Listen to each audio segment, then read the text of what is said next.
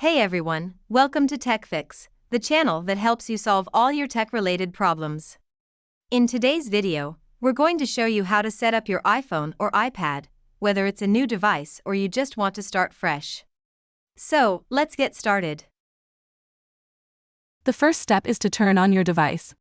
Press and hold the power button until you see the Apple logo. You'll then see the Hello screen in multiple languages.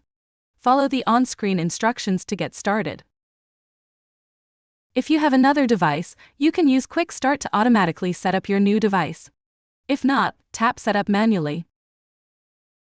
Once you've selected your preferred option, it's time to activate your device.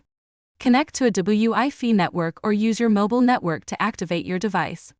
If you're setting up an iPhone or iPad with cellular capabilities, you may need to insert your SIM card or activate your SIM. Next, set up Face ID or Touch ID and create a passcode to protect your data. You need a passcode to use features such as Face ID, Touch ID, and Apple Pay. If you'd like a custom or no passcode, you can select passcode options. Choose how you want to restore or transfer your data from your old device to your new device.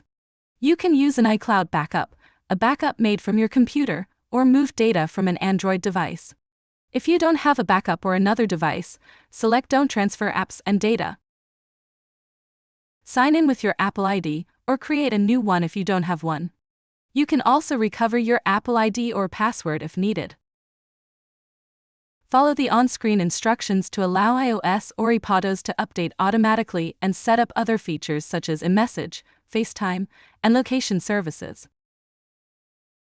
Next, set up Siri and other services, such as Apple Pay and iCloud Keychain if you signed in with your Apple ID. Finally, set up Screen Time, which gives you insight into how much time you and your children spend on your devices. You can also turn on True Tone and use Display Zoom to adjust the size of icons and text on your home screen.